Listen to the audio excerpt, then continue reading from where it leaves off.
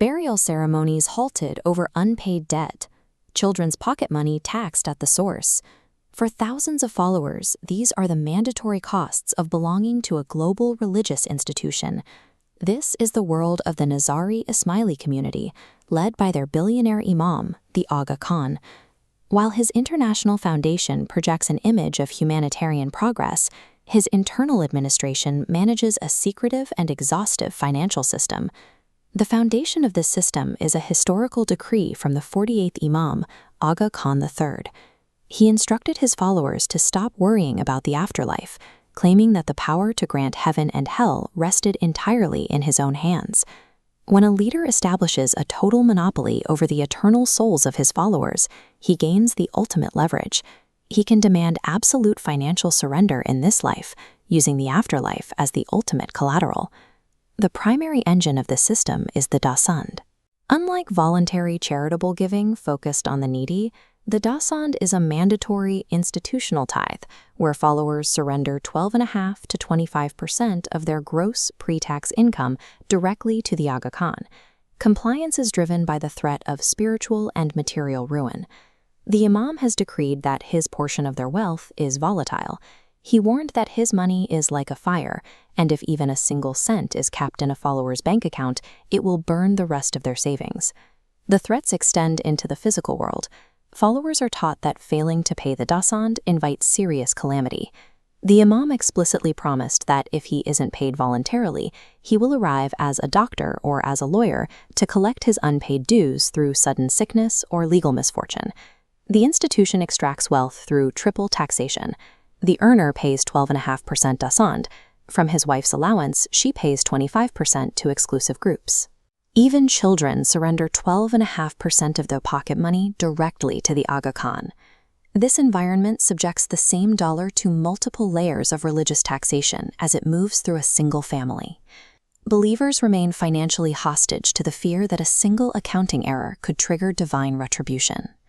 Local prayer halls, or Jamaat khanas, function as the primary sites of financial enforcement.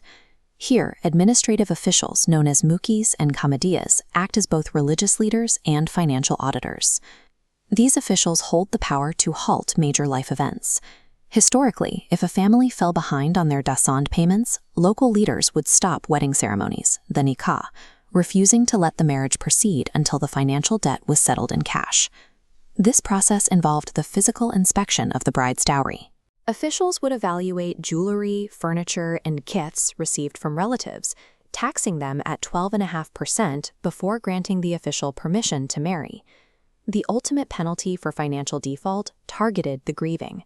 Families in arrears were denied the right to bury their dead in Ismaili graveyards, forcing bereaved followers to seek outside burial grounds during their moments of greatest loss. Turning these milestones into strict financial checkpoints creates a profound spiritual claustrophobia. The most sacred moments of life and death are transformed into simple revenue opportunities. Even the forgiveness of daily sins is ritualized and monetized. This happens through the chanta ceremony, where the imam's representatives sprinkle holy water on a follower's face to cleanse their soul. This ritual is strictly transactional. Every single chanta requires a specific cash fee paid to the official. In this system, there is no absolution without a direct financial exchange. The scale of monetization is exhaustive.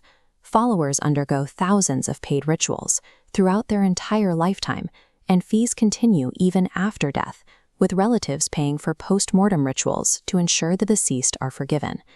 In this theological framework, absolution functions as a retail product. The corporate hierarchy controls the supply, and every instance in spiritual forgiveness comes with a fixed price tag. For the faithful, the Ismaili experience is a relentless spiritual treadmill, built on fear. It is a system designed to extract generational wealth, funding a multi-billion-dollar empire and a jet-setting lifestyle for the leadership. True spiritual peace does not come with an invoice. The creator of the universe does not extort his children with threats of illness, lawsuits, or financial ruin. There is a radically different path found in the gospel of Jesus Christ. According to the Bible, the ultimate price for human sin was paid entirely and permanently by Jesus on the cross. Christ's sacrifice cancels the demanding ledger of religious debts. He offers complete salvation and forgiveness with no mandatory Dasond, no recurring chanta fees, and no fear of retribution for a missed payment. You do not have to purchase your peace. You can step out of the exhausting cycle of monetized absolution and embrace the absolute freedom of true, freely given grace.